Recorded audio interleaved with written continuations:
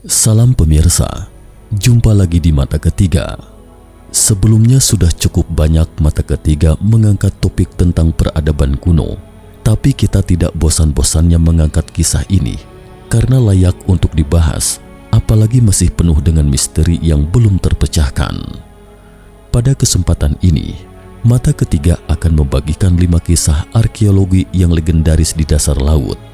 Mari simak sejenak gugusan Atlantis yang ditemukan. Pertama, tentang situs berusia 9.000 tahun, yakni piramida dasar laut di Pulau Yonaguni, Jepang. Kita awali pembahasan ini soal salah satu situs paling misterius. Situs ini terletak di ujung barat Pulau Yonaguni, Jepang, atau 60 mil di Laut Lepas Taiwan. Laut di sini memang selalu menjadi surga bagi para penyelam. Situs ini ditemukan oleh seorang penyelam pada tahun 1986 silam. Ditilik dari sudut pandang penyelam, situs ini tampak seperti piramida besar dengan permukaan yang halus dan datar serta undakan yang sangat besar. Modelnya ala piramida Amerika Selatan karena di dalam situs ini awalnya tidak ditemukan artefak dan jejak aktivitas manusia. Para ilmuwan menyimpulkan bahwa situs itu mungkin merupakan batuan dasar laut yang terbentuk secara alami, tetapi seiring tergalinya beberapa lempengan batu bersimbol dari situs tersebut, situs itu pun segera dilindungi oleh pemerintah Jepang dan selanjutnya mengidentifikasi usia situs tersebut antara 9.000 hingga 10.000 tahun. Dalam beberapa tahun terakhir, setelah ilmuwan Jepang merekonstruksi bentuk aslinya dengan teknologi eksplorasi elektronik, membuat situs ini tampak semakin misterius. Jika itu adalah situs manusia prasejarah, lalu siapa yang membangunnya? Mengapa sedemikian besar? Itu jelas tidak sesuai dengan ukuran manusia. Selain itu, untuk siapa situs itu dibangun? Memangnya sudah ada kuil 9.000 tahun yang lalu? Atau memiliki fungsi lain? Setiap pertanyaan di sini cukup untuk menulis ulang sejarah peradaban manusia. Oleh karena itu, komunitas ilmiah arus utama saat ini cenderung menganggap bahwa itu adalah suatu kebetulan atas karya alami yang fantastis. Batu-batu dengan simbol unik itu adalah bukti palsu buatan. Namun di mata para pecinta arkeologi, situs tersebut menjadi bukti penting untuk membuktikan keberadaan benua atau daratanmu. Benua Mu adalah sebuah daratan dengan peradaban prasejarah yang maju di Samudra Pasifik. Ini adalah benua yang tenggelam ke dasar laut antara 13.000 dan 9.000 tahun yang lalu, sama seperti Atlantis atau Atlantika. Bahkan menurut berbagai rumor dan karangan berdasarkan petunjuk terkait, ada yang mengatakan Taiwan adalah ibu kotanya daratanmu. Benua Mu adalah tempat lahirnya peradaban manusia dan berbagai cerita mitos lainnya. Walaupun mitos-mitos itu bersifat ilusi, namun ditilik dari sudut pandang rasional, justru akan membuat mitos-mitos itu semakin misterius, yakni mengapa secara ilmiah membuktikan bahwa Taiwan adalah tempat lahirnya seluruh rumpun bahasa Austronesia. Jika daratan itu ada, dan Taiwan sebagai penghubung antara daratanmu dan daratan Asia, maka masalah ini akan lebih mudah dijelaskan daripada semua hipotesis saat ini. Apakah situs ini terbentuk secara alami? Apakah benuamu itu ada? Silakan tinggalkan pesan dan diskusikan dengan bahasa yang santun. Kedua, situs berusia 9.000 tahun, kota Kambat, Dvaraka atau Dwarka Krishna, dewa Hindu yang pernah berkuasa atas kota ini. Kisah nyata dengan cerita nyata dengan pembuktian arkeologi. Ketika kita menghubungkan legenda benua Mu, Atlantis atau Atlantika dan Krishna dewa Hindu, akan ditemukan bahwa 9.000 tahun yang lalu adalah periode kunci. Pada saat itu zaman es terakhir di bumi baru berakhir dan memicu banjir besar. Peradaban sebelumnya mungkin memang benar-benar tenggelam oleh banjir dahsyat ini. Mitos ataupun legenda manusia saat ini mungkin merupakan sejarah dan memori dari peradaban sebelumnya. Lagi pula pemahaman kita, manusia atas lautan baru sekitar 1% hingga detik ini. Para ilmuwan dan kita sama sekali tidak tahu dengan rahasia tersembunyi atas lautan yang maha luas itu. Ketiga, situs berusia 9.000 tahun, Atlit Yam, sebuah desa kuno Neolitik yang tenggelam di lepas pantai Atlit Israel. Situs berusia 9.000 tahun, Atlit Yam adalah situs kuno yang benar-benar dianugerahi makna arkeologis. Situs ini didefinisikan sebagai Pre-Patteri Neolitik B atau pra-tembikar Neolitik B yang memberikan bukti awal perkembangan peradaban manusia dari Anatolia atau timur dekat ke Mesopotamia. Situs ini terawat dengan baik oleh dasar laut berpasir lembut dan air laut dengan kedalaman sekitar 10 meter. Seluruh situs bersejarah ini adalah sebuah desa. Lingkaran batu misterius di desa tersebut tetap utuh dalam bentuk seperti baru didirikan kala itu. Banyak tulang kerangka manusia berusia ribuan tahun yang terkubur di liang lahat yang digali dari desa kuno tersebut. Selain itu juga ditemukan sejumlah bangunan rumah, sumur, tanaman, benih, gudang dan situs perdagangan yang semuanya menunjukkan tanda-tanda keberadaan manusia di sini 9.000 tahun yang lalu. Mereka sudah memiliki agama primitif yang sangat matang, pertanian dan peternakan, serta sistem sosial yang maju.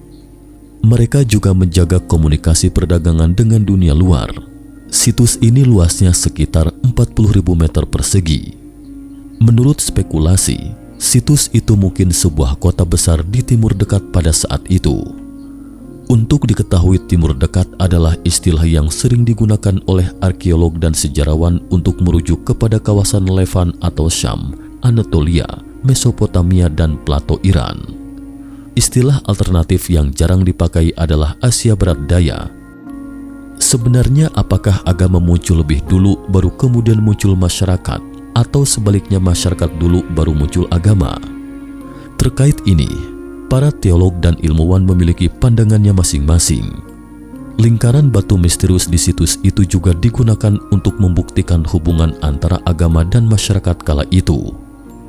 Agama muncul dengan kematangan pertanian dan peternakan bersamaan dengan pembentukan pemukiman manusia.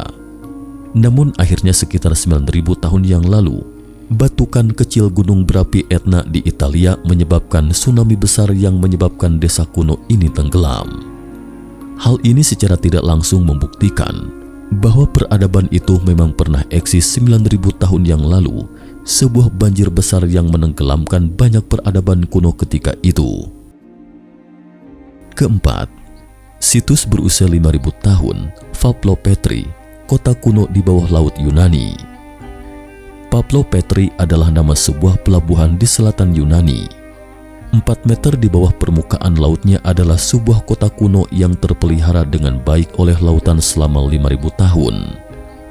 Pavlopetri adalah sebuah kota peradaban dalam makna sebenarnya dan salah satu kota yang terawat baik dan tertua yang ditemukan sejauh ini. Kota ini menempati sekitar 9.000 meter persegi, dilengkapi dengan rumah kuno, taman, kuil dan satu set lengkap sistem drainase perkotaan kuno dan efektif. Ribuan pecahan tembikar tertimbun di dasar laut. Berbagai tanda ini membuktikan akan kejayaan Yunani kuno. Menurut penelitian, Iliad puisi wiracarita Yunani kuno ditulis berdasarkan latar belakang ini. Dengan kata lain, situs ini kemungkinan mencerminkan gaya polis atau negara kota Yunani selama Perang Troya yang oleh bangsa Barat dianggap sebagai standar historis. Penemuan situs ini juga memberikan dasar arkeologi bagi legenda epik Barat Iliad atau Odyssey atau Odysseia. Seiring dengan studi terbaru, banyak orang menganggap bahwa kota yang tenggelam di laut ini mungkin menjadi sumber inspirasi bagi kisah Atlantis, pulau legendaris yang pertama kali disebut oleh Plato dalam buku Timaeus dan Critias. Singkatnya, situs ini adalah kesaksian penting bagi sejarah peradaban Barat dan sejarah Barat. Tanpanya, Iliad adalah legenda, dan dengan adanya situs itu, Iliad adalah sejarah. Terkait ini, mengapa situs Mohenjo-daro, peradaban Harappa dan kota Kambat, kisah Mahabharata mereka dan Ramayana India masih berupa legenda? Dan mengapa Tiongkok tidak dapat menggali situs dinasti Xia 2070 hingga 1600 sebelum Masehi? Sampai saat ini belum ditemukan jawaban ilmiah yang meyakinkan. Kelima, situs berusia 2000 tahun, Istana Kleopatra dan Pelabuhan Alexandria Mesir yang tenggelam. Pelabuhan Alexandria dulunya merupakan keajaiban dunia ketujuh, Mercusuar Alexandria atau Iskandaria. Selain itu juga memiliki perpustakaan terbesar di dunia, Perpustakaan Alexandria dan Istana Kleopatra yang digambarkan sangat megah oleh sejarah Romawi. Belakangan terjadi serangkaian gempa bumi, Mercusuar runtuh dan perpustakaan luluh lantak oleh api. Seluruh Alexandria pun tenggelam ke dasar laut. Sebelum menelusuri situs ini, kita pahami dulu hubungan antara Barat modern Yunani, Roma, dan Mesir. Barat modern telah mewarisi pengetahuan Roma dalam agama dan sejarah. Secara kultural, mewarisi gaya Yunani dan Mesir merupakan peradaban kuno yang dulunya sangat hebat ketika itu, namun menjadi negara Helenistik setelah ditaklukkan oleh Alexander Agung 2000 tahun yang lalu. Sejak itu melestarikan banyak gen budaya untuk Barat modern.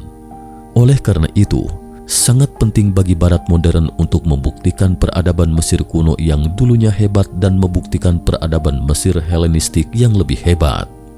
Dalam legenda terkait pelabuhan Alexandria dan kisah Kleopatra dapat sepenuhnya menggambarkan semua ini. Kleopatra 769 hingga 30 sebelum Masehi memerintah Alexandria selama 20 tahun sebagai ratu terakhir dari dinasti Ptolemeus. Itu adalah periode Alexandria paling makmur. Setelah itu Alexandria tenggelam ke dasar laut karena gempa. Sejak 1992, Frank Gadio telah memimpin timnya untuk melakukan ekspedisi bawah laut dan pencarian elektronik di sepanjang pantai Mesir. Akhirnya pada tahun 2000, mereka menemukan situs berdasarkan gambaran dari literatur Yunani.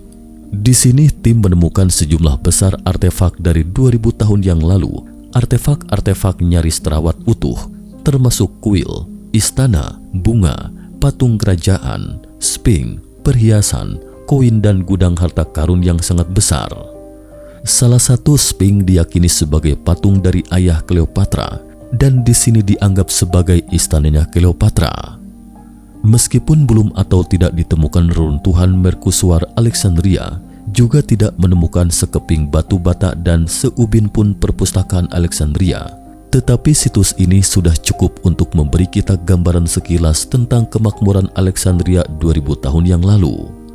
Saat ini pemerintah Mesir berencana membangun museum bawah air yang sangat besar untuk memungkinkan pengunjung melihat kejayaan bekas kedigdayaan Alexandria melalui terowongan bawah air. Namun terkait penemuan arkeologi ini, beberapa orang mengatakan dengan kening berkerut seakan bertanya, mengapa artefak dari 2000 tahun yang lalu ini tampak begitu baru, seperti baru kemarin tenggelam ke dasar laut? Ini juga salah satu pertanyaan yang sulit dijawab hingga kini. Sebenarnya ada beberapa banyak lagi rahasia kuno yang masih terlindungi dan tersembunyi di dasar laut. Akankah peradaban kita bisa melihatnya kembali, peradaban yang terpendam di samudera nan luas itu suatu hari nanti? Kita tunggu saja bila Tuhan masih memberikan kesempatan. Sekian dulu mata ketiga hari ini. Terima kasih atas perhatiannya. Sampai jumpa di episode berikutnya. Salam.